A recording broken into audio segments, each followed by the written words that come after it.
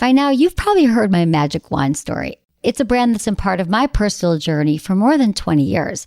But no matter how many times I sing Magic Wand's praises, I'll never be able to fully capture the story of this incredible brand. Well, now journalist and author Kate Sloan just completed a limited audio series documenting the history and impact that Magic Wand has created over the last 56 years. It's called Making Magic. And the series chronicles Magic Wand's incredible brand story through interviews with nearly 40 experts, performers, business owners, educators, and fans.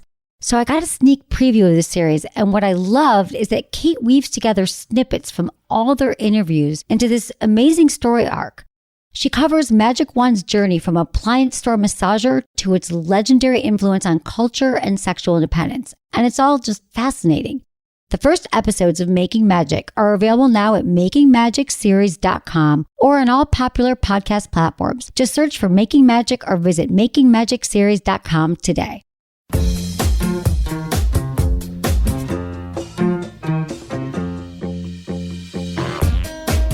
What do most men wake up with? An erection. Right. If that is not Mother Nature telling you when to use that thing, I don't know what is, right? Into his eyes. They're the eyes of a man obsessed by sex. Eyes that mock our sacred institutions. Bedroom eyes, they call them in a bygone day.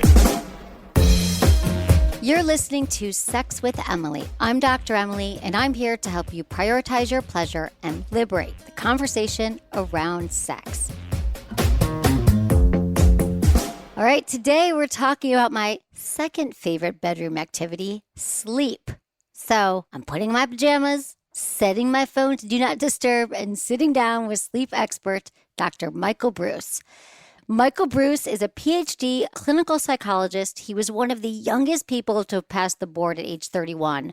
And with a specialty in sleep disorders, one of only 168 psychologists in the world with his credentials and distinction. His two books, The Sleep Doctor's Diet Plan and The Power of When, are excellent. So on this show, he tells me how to figure out what kind of sleeper you are, what that says about your sex drive, and how you could take advantage of your body's natural rhythm to optimize your day. We also take calls helping people figure out their sleep schedule, like what medications work best for sleep, the best practices to deal with sleep apnea. You know, 'cause come on, better sleep equals better sex. So I believe it's something we should all prioritize. All right, intentions with Emily. For each episode, join me in setting an intention for the show. I do it. I encourage you to do the same. So when you're listening, what do you want to get out of this episode? How could it help you? It could be, finally, I just want to get better sleep. Tell me how. Well, my intention is to show you how with just a little bit of effort, you can improve your sleep, which is going to help in every area of your life. All right, enjoy the show. Welcome to the show, Dr. Michael Breus. So excited to have you. Thank you, Dr. Emily. It's my super duper pleasure to be here. Yeah. I mean, we've been thinking for a while. I was like, gosh, I mean, sleep. I think sleep is having a moment. The last few years, I feel like everyone's sort of been right? Everyone's been happy, not even to mention what's been going on during COVID. That I think everyone their sleep is impacted. You know, we have never been under this much stress in our lives, but we're also, you know, we're not sleeping. We don't know why. But really, this time on the planet, it is having a moment. So what's going on? Tell me why. Tell me, Dr. Breus. So, I mean, this moment in particular, I would argue that stress is having a very unique impact, right? So it's not the normal kind of stress, right? So like I live just outside of Los Angeles, and so stress is traffic here, right? That is nothing compared to the stress, right, that everybody is feeling right now. We're feeling a unique type of stress about our vitality, about our health, right, about our family's health, about our extended family's health, our friends' health. We're worried about careers, people's jobs may be working, may not be working. So that level of stress is absolutely playing a havoc on us now. But the other thing that's really unfortunate is people aren't moving. So people don't really think about it, but you know something that sleep is recovery. So you have to have something to recover from in order to have good recovery. And so I had one of my clients who's a celebrity tweeted the other day, they said, I've taken 200 steps and it's 2 p.m. And I'm like, oh my God, you know, like I'm a good 8,000 steps into my day by 2 p.m., you know? And it just kind of shows you that this lack of movement, being thrown off schedule, is another one that's really seems to be playing havoc on people specific to COVID. Nobody has to commute anymore. So everybody can kind of fall out of bed, throw on a ball cap, switch on their Zoom background of choice, and voila, you're in a meeting, right? And so once again, we're not seeing the consistency that we used to see in the patterns of our sleep. And that consistency really was incredibly helpful. And I don't think many people realize it. Right. Everything's been disrupted. Everything's been thrown out of whack. And then to try to find order in this time of disorder and trauma for many, our sleep is one of the first things that's going to go. Right. Well, then before COVID, how did sleep become the little black dress before COVID, right? And so here's what happened, right, is all of a sudden several different things sort of collided. Number one, we could start tracking it a lot better. So now we've got rings, we've got wristbands, we've got things under our mattresses that can start to give us a little bit more feedback so we can start to understand more about our sleep. So that's certainly helpful. The other thing that we started to realize is that performance is really directly tied to sleep. All kinds of performance. So financial performance, how well you do at work, relationship performance, sexual performance certainly has got its roots in sleep. So, when you start to think about all things performance related, we as a species seem to be kind of evolving towards this sort of high performance, high tech sort of universe. Guess what? Sleep's going there too. And we're all trying to figure it out as fast as we can. Yeah, we really, really are, right? And all the impact of the lights, and everyone's talking about the blue light blockers. Right. And maybe we're just, that's all going to, our phones, right? We're staring at our phones all day. Now, even more so, we're on our computers because there's no break. You don't have to commute anymore, so you can have more meetings, but you're staring at your computer screen. That's going to impact our sleep. Yeah, which is not so great, not only for eye strain, but also exposure to the blue light that's in the computer screen. I'm oftentimes recommending to people, there's a free software out there. It's called Flux, Flux.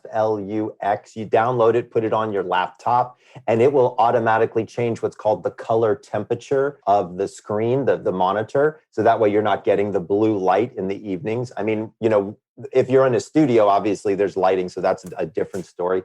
But then I also tell a lot of my female patients, I say to them, look, if you wear makeup, don't take your makeup off as the last thing that you do at night, because you're in front of this huge, brightly lit mirror usually, right? Because you're really trying to get it out from the pores and, under the eyeballs and all that kind of good stuff, right? And so I'm like, dude, don't do that in front of a brightly lit, you're telling your brain it's basically sunshine morning time, right? So take your makeup off at 6 o'clock or, 7 o'clock, earlier in the evening, then, chill out, throw on a ponytail or whatever you do, and then you're off to the races, right? And then you're not getting this massive dose of blue light in the evening. I never even thought about that. My show's over at 7, Good so hack, I usually try to take it off at It's a great hack. Yes. I'm going to take it because usually I take it off at 7. Now I'll just take it off at 7:02. I probably, but yeah, it's the last thing I do. It is the last thing I do. Right. Oh gosh, this is amazing. Okay. Well, before you answer this, I do want to talk about how sleep impacts our sex life. But the first thing off the top of my head is that one of the most common questions I get asked over the last 15 years is, I want sex more often than my partner. What do we do? And then a lot of times it comes to, well, I'm a morning person. My partner's a night person. Right. How do we make that work? We're not home in the middle of the day, even though maybe we are, but still then, how does it impact our sex life? All right. So this is the $64,000 question, as they say. So in my book called The Power of When, I actually took a look at this question because this is a question that I actually get asked on a very regular basis is what's going on here. So first of all, what we're talking about is a basic idea that I call chronotypes. So people may have not heard of the word chronotype before, but you have heard of the concept. If you've ever heard of somebody being called an early bird or somebody being called a night owl, right? Those are chronotypes. So originally we thought that there were three. There were early birds, what we called in the middle are hummingbirds, not the best of names, and then night owls, right? So I added a fourth chronotype to the literature. And so, by the way, these are genetic. So it's not like you happen to choose, hey, I want to be a morning person, or this is actually something where we see a single nucleotide polymorphism, or what we call a SNP, on a particular gene, the PER3 gene. This is what actually has a lot to do with scheduling within your circadian system. So when you see the polymorphism there, it makes you an early bird or it makes you a night owl. So this is where it gets interesting. By the way, if this is one of these genetic things, right, and it's kind of inbred in us, we want to figure out what that is. We probably want to be dating somebody that's the same chronotype as us, right? Like, wouldn't you want to? Well, that should be, yes. I mean, I always Right. say, So let's here's talk my about question. yeah. So Okay. here's my question. Why doesn't like Match.com or like eHarmony, like why don't they ask these questions? Wouldn't there be a ton of sleep related questions that you'd want to know about your partner before they Yes. became your partner, right? Yeah. Because I mean, right, I'd want to know, do they snore? Do they like it warm or cold? What side of the bed do they sleep on? Like firm bed, soft bed? Like there's a bunch of factors here, right? Yeah, a snorer and a soft mattress, we're done. Like, let's Right. not even go out for drinks. Let's just call it there, right? I mean, You see what I'm saying? yeah, see, I already Sleep knew is we'd critical. It's part of the human condition. It's all about the relationship. The core is sleep, for sure. and you can't change that. So I always thought there should be a dating app for sex. Like, why don't we just lead with what we like? Is sex important to me? Am I someone who wants to prioritize pleasure? We should just do an app together. But you're right. All right. So let me answer the question. Go. Yeah. Tell How me does everything. it work? What do we know? So here's the basic answer to the question. When we look across chronotypes, right? You need 5 hormones to have successful sex to be elevated. You need estrogen, progesterone, testosterone. You need cortisol and adrenaline all to be high, right? You want all of those to be high. You want melatonin, the sleep hormone, you want that to be low, right? So we did a survey. 74% of people like to have sex between 10:30 and 11:30 at night. What do you think their hormone profile looks like? The opposite, right? Right. The melatonin is high and all the things that are supposed to be high are low, right? Right. So that's clue number 1 as to what might be going on here. And if you're in a heterosexual relationship, what do most men wake up with? An erection. Right. If that is not Mother Nature telling you when to use that thing, I don't know what is, right?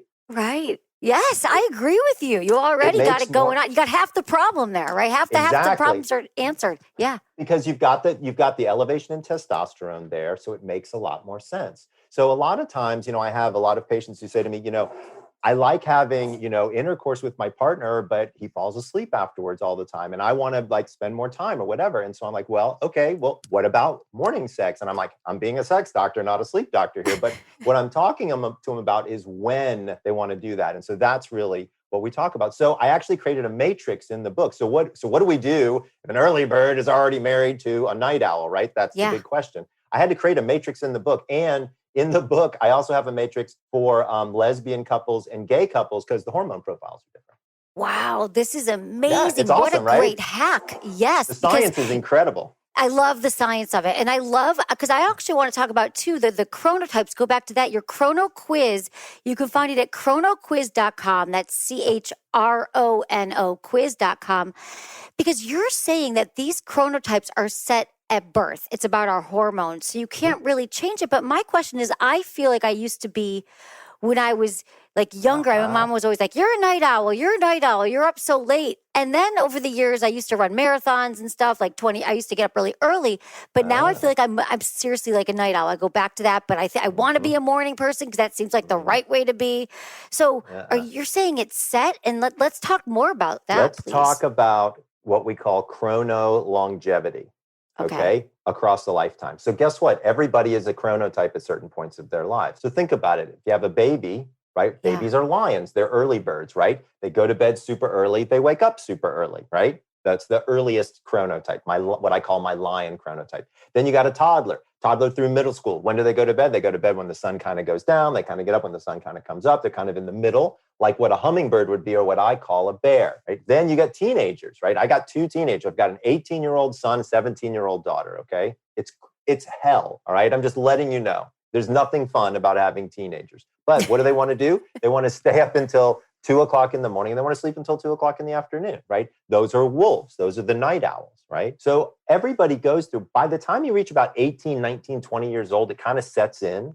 Then it kind of stays with you, assuming no major circumstance kind of juts in and changes things, like you have to take a shift work job and you become like a night shift worker or something like that, and in some cases, motherhood can be one of those jobs that can go right in and mess up your sleep schedule pretty bad. So, and that's a whole nother line of that's topics. a no sleep chronotype, right? That's just exactly. Exactly. That's a mess chronotype. But yeah, so the whole thing kind of works itself out. But then when you get older, so I'm 52 years old. So right around 55-ish, my melatonin is going to start to slow down, which means I'm going to start backing up because I'm more of a night owl. I don't go to bed before midnight ever. I just don't. Okay. Never have. Okay. You don't go bed. And then do you wake up so at the same time or do you, I because I know do. how So important that is. yeah, so it turns out that your wake up time is more important than your bedtime. And so when I started an experiment on myself about 3 or 4 years ago, where I was like, I'm going to wake up at the exact same time every single day, no matter what. And so 7:30 was the time that my body naturally woke up because I'm kind of a night owl. I'm not kind of that early person. So I would wake up 7:30. Then all of a sudden I didn't need an alarm to wake up. And then all of a sudden I was waking up at 7:15. And then it was 7 o'clock. I wake up at 6:13 every single morning now. I still go to bed at midnight. That has not changed at all. So how do you explain that? Yeah. So my entire sleep schedule has begun to consolidate based on how strictly I'm following my circadian rhythm. Yeah. Right. So that's kind of the super hack here. So I'm a high performance sleep coach now. So I work with CEOs, athletes, celebrities who say to me, Michael, I need my sleep, but I don't have the time to do that. Can you help me get there in a healthy way? And the answer is absolutely, I can. Oh, okay. So then we're talking about following your unique circadian rhythms. So you Exactly. can hack your sleep, but Yeah. there must be so many factors: diet, exercise, right? Oh, of course there are. Yeah. So we layer all that in. And that's the cool part about this whole circadian rhythm thing. It's not just sleep. All of your rhythms flow based on when you go to bed and when you wake up, based on your melatonin rhythm. So like your cortisol doesn't kick off until your melatonin is going down. So Right. everything goes, and it's very, very predictable. So the rest of the book is where it tells you all the different cool things. Like I told you how to, I can tell you the exact time to have sex, eat a cheeseburger, ask your boss for a raise, like literally you name it. It's all based on the hormone flow. So if you can predict where somebody's serotonin is at a particular time of day, you know that you can say certain things to them, how they'll take it. It's very predictable. But if it's different for everybody, then how would I know? Wouldn't It's I not. have to There's get only 4 types. so? But how would you know your boss's type, for example? Of course, I could. That's easy to figure out. If your boss emails you at 4 o'clock in the morning, guess what? They're a lion, right? Oh, right. Right. This isn't hard to figure out. You can hack that, right, with your Right? employee, Think I about guess, it. with your staff. Yeah, you're Right. right. If your boss shows up right and never has a meeting before like 9 o'clock, they're probably a bear, right? If your boss never makes it into early morning meetings and is usually later in the day person, they're probably a wolf. And if their boss is emailing you 24/7, they're probably a dolphin. Oh my God, you guys. Well, they know that I'm a wolf because I do a show late. So I am a night person. We're going to take a quick break, but when we come back, we're going to find out what couples should do if they have different chronotypes.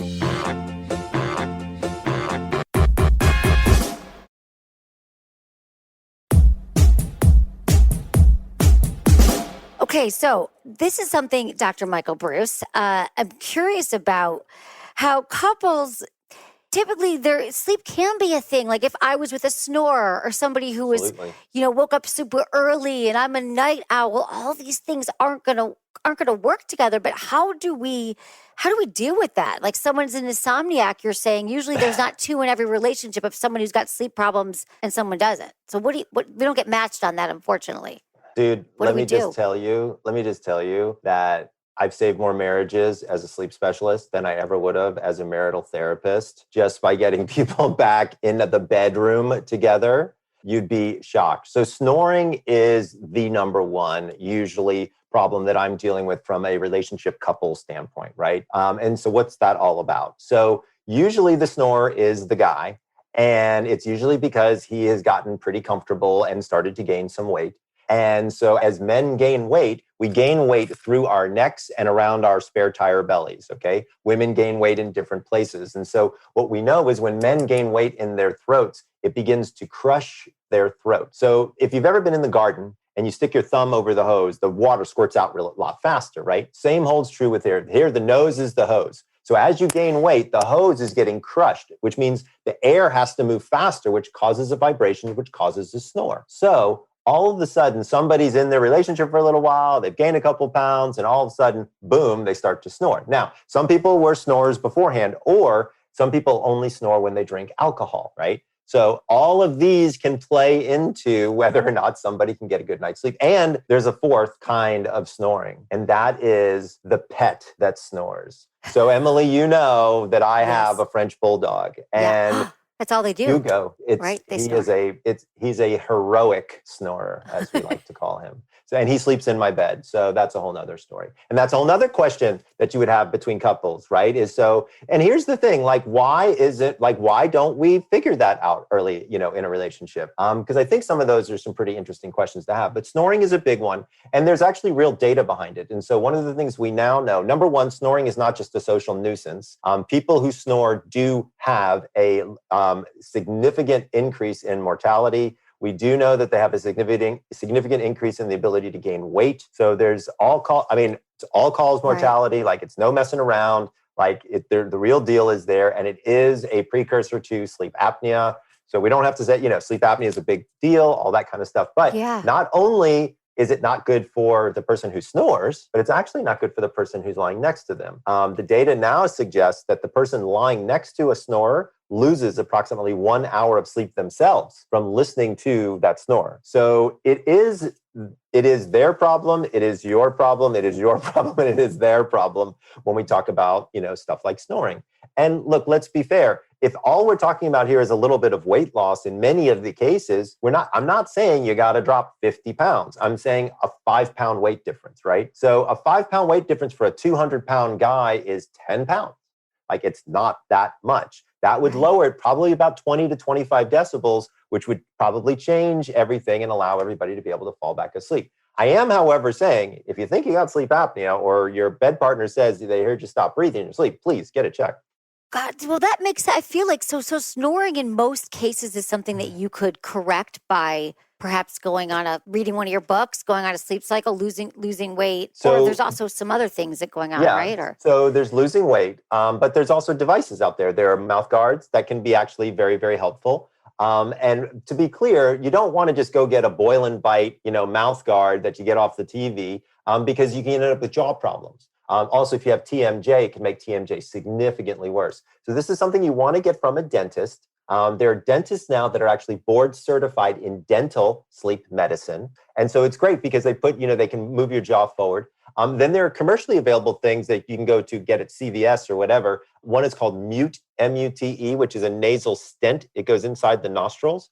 So this is like a miracle cure for snoring for a lot of people, because what it does is it literally just kind of opens up so think of a breathe right strip, but on the inside. It's not uncomfortable. You're thinking, oh my God, who's going to shove that thing up their nose, right? Trust me, they will. 30 seconds after you put it in, you really don't feel it. And so it actually works out really, really well. I work out with one on, and it's great because I get more oxygen. And if I drink bourbon, my wife's like, go put your nose thingy in. I want to hear you tonight. So these are great hacks for it. I use the breathe right strips because I realize as I've gotten older, I feel like it's harder for me to breathe sometimes. So is it the same? But then sometimes my mom called me today. I was wearing it. And she FaceTime with me and she's like, what's on your nose? Because I don't wear it on the show here because we're on video. But is this the same? This one you could. Nobody would even see it, and you'd breathe a lot better. It's called Mute? M-U-T-E, hit the mute button. And I can get it at CVS? I think it's $14. Okay, I'm going to buy one of those. This is super helpful. We have some calls coming in. I'm talking to Dr. Michael Breus. Fire it up. And we have Marie, 23, in Texas, has a snoring challenge in her relationship. Hi, Marie. You're on with Emily and Dr. Breus. Hi. Thanks for calling. How can we help? Okay, so it's kind of typical basics, but so my boyfriend and I, we've been together for a couple years now. He has a really big snoring problem. Really big, okay? He sounds like a bear when he sleeps. It wakes up the whole house.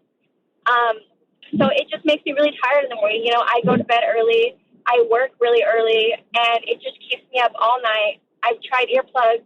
He's tried nose strips. He's tried allergy medication, all the things you could try, and it just really, it makes me tired. It makes me irritable towards him, and I don't know, sometimes I feel like it affects our sex life too, and I don't know. Yeah. What do we do, Dr. Breus, with the snoring? So this is exactly the situation that I hear about all the time. So number one is, one of the things that you should consider doing is going to see a sleep doctor to evaluate the snoring, because if somebody's snoring is waking up the whole house, there's a very high likelihood that they have sleep apnea. it's highly unlikely that that level of volume and frequency of snoring wouldn't have some sort of apneic characteristics to it. So I would say have the person evaluated by a sleep specialist, and that'll set you down the path of ways to actually correct the problem. And I think that would probably be the first thing that I would consider doing. The second thing I would consider doing is putting him in another room. There's really no reason for you to continue to be disrupted by his. You've got to go to work. I mean, if he's got the issue, why is it disruptive to you in your life? He can go into a guest room or he can go to the couch. At the end of the day, I mean, I'm not trying to be a not so nice guy about it, but if you continue to make the problem easy for him to not fix, then he's not going to fix it, right? Yeah.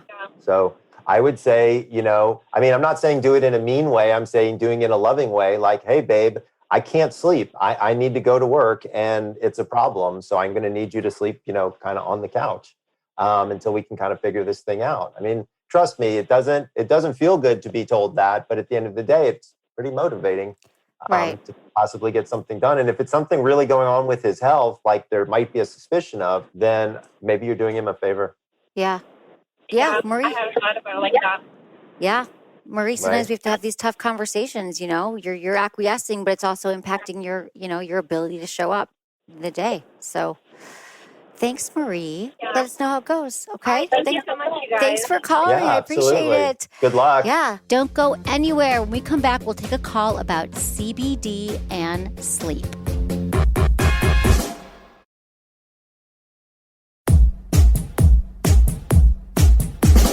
We have Jane, 58 in Illinois, has a question for us. Hi, Jane. Thanks for calling. Hi. What's going on? Hi. How can we help? Thank you both for taking my call. You bet.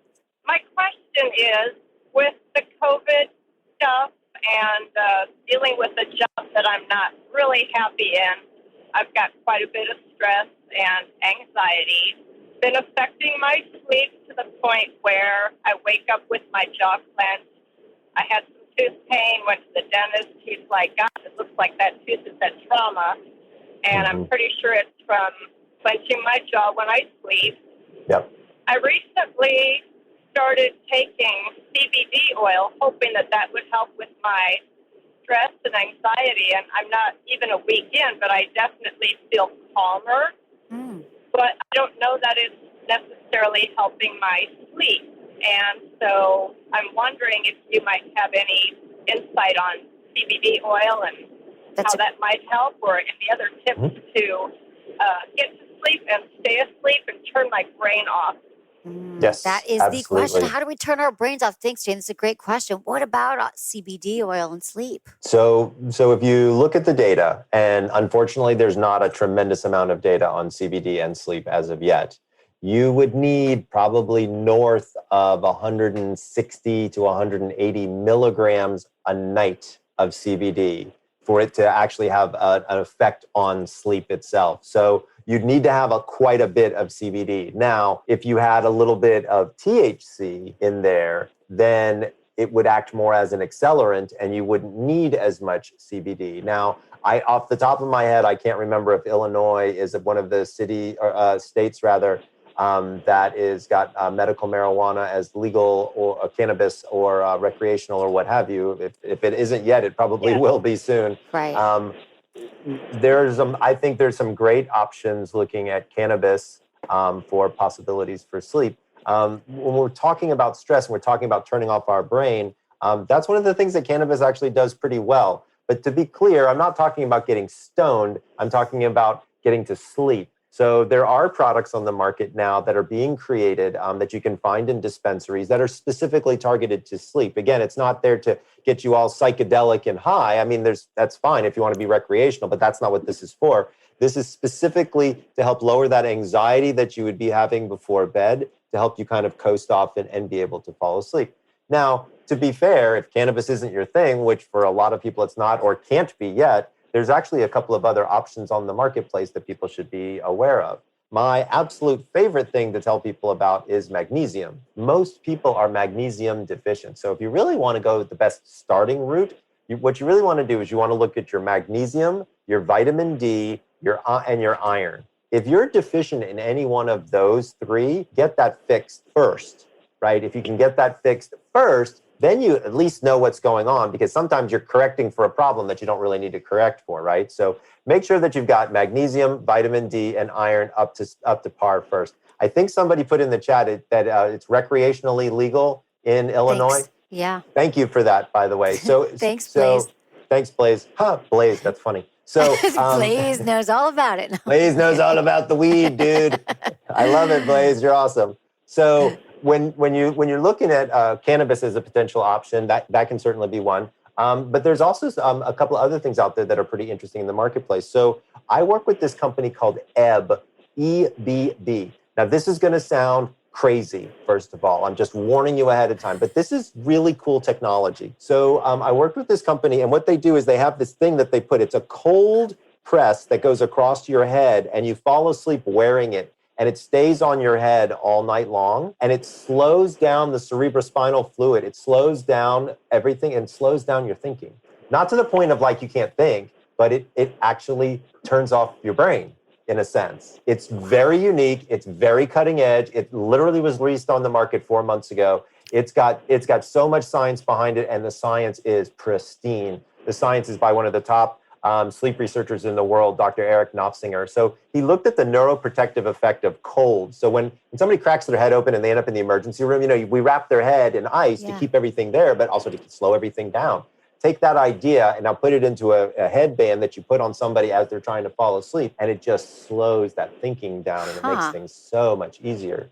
So there's lots of different things I think people need to be considering when they're looking at difficulty falling asleep, not being able to turn off their brain. But to be clear, stress is certainly a big one, and it's definitely clearly telling you that you need to do something about it. So thanks for calling in. I wish you the best. Yeah, thanks, Jane. I mean, so I think to answer your question, it can work CBD, but also I like what you're saying is if it is you need a legal in lot Illinois, of CBD. You need a lot. Of so CBD. THC, just a little bit of THC, and if you go into a dispensary, they can help you with this. It helps to activate the CBD, so it'd be more effective. Yeah, it just makes it more. It just pushes it through a little bit quicker, and also helps lower the anxiety. Right? That's what THC kind of does. Exactly. All right, Jane. Great, thank you. Thank you, Jane. Thank you so much. Thanks for calling. Yeah, appreciate you. That is so interesting too. The thing about cold, though, I would think it's called ebb. I would think that you put splash cold water on your face when you want to wake up. So to have a cold band around your head. It is. Well, remember that your core body temperature has to drop in order for melatonin production to begin. So it actually follows your core body temperature. That's why things like the Oura Ring and the straps on the arm can be able to measure your sleep. Now, where is one place to start to get your sleep regulated, to feel like you have a control of your sleep rather than it's controlling you? Okay, so I'm going to give all of your listeners a 5-step plan that everybody can do, and it's not going to cost you a dime, and your sleep will be significantly better, okay? Okay. So step number 1 is to pick one wake-up time and stick to it. I would tell you, go to Chrono Quiz, figure out what your wake-up time should be, and do it that way. If you don't want to do it that way, that's fine. But figure out what your wake-up time is 7 days a week, including the weekends. Including the weekends. I thought you were going to say that. No, don't mess around. Circadian consistency, number 1. Got it. Okay. Step number 2, caffeine. Stop caffeine by 2 p.m. Why 2 p.m.? So most people don't know caffeine has a half-life of between 6 and 8 hours, right? And so if you stop at 2 and it's 8 hours, because maybe you're a slow metabolizer, half of it's out by 10. It's around when most people are going to be going to sleep. So you want to have your coffee, have it in the morning, but stop by 2. Step number 2, stop caffeine by 2 p.m.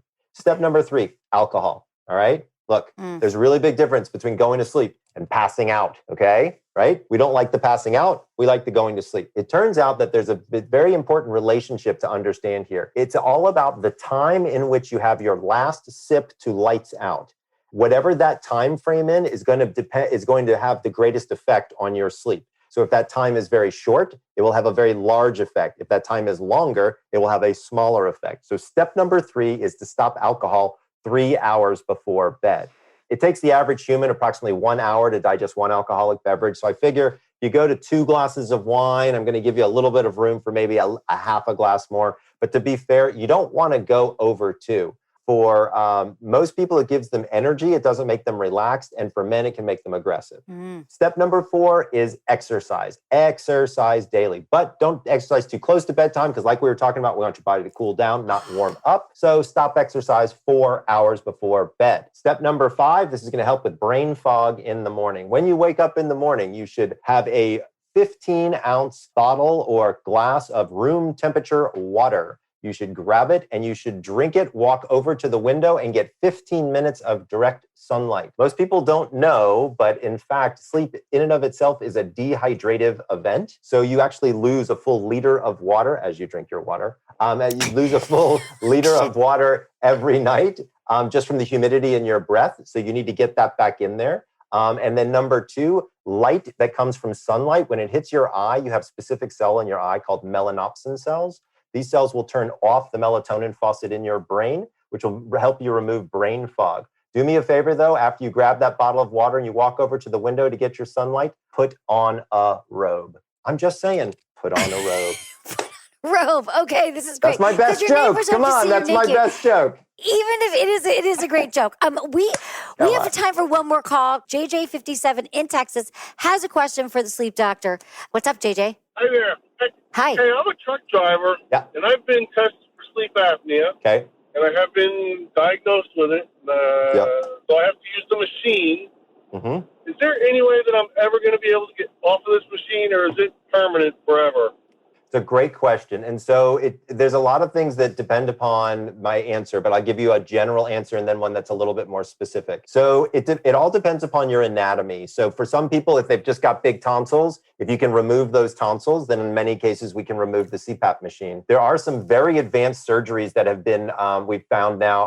I work with a group out of UCLA, and they do some amazing work in looking at ENT surgery. So it used to be very barbaric. We would just cut out everything, throw it in the back and not worry about it. Now it's very target picking. So yes, you can get off of a CPAP. Some people can get off of CPAP with weight loss. And then also some people can get off of CPAP by using a dental appliance that can work as well as a CPAP. And then you don't have to lug the machine around with you. Also, don't forget there are travel CPAPs. So you might be able to get that and that might make your life a little bit easier. Yeah. Whew. All right, JJ, we got it in. Okay. Thanks, I love JJ. your Thanks. show. Keep it up. We will. Not going anywhere. Thanks, JJ. Appreciate you. Thanks for calling. All right. They can find you at thesleepdoctor.com. What's your best sex tip, sex and sleep, before we go? My best sex tip is have sex in the morning with the lights on. That's my best sex tip. The lights on, or just the sun coming in, right? Open the curtains. The sun coming in. Thank you so much for joining us, Dr. Breus. You can find more about Dr. Breus at thesleepdoctor.com, Instagram and Twitter, The Sleep Doctor, and take his quiz to find out your chronotype at chronoquiz.com. That's it for today's episode. See you on Friday. Thanks for listening to Sex with Emily. Be sure to like, subscribe, and give us a review wherever you listen to the podcast. And share this with a friend or partner. Believe me, if you got something out of it, they will too. We release shows on Tuesdays and Fridays, and look out for a bonus episode every now and then. Find me on Instagram, YouTube, Facebook, and Twitter. It's all at Sex with Emily.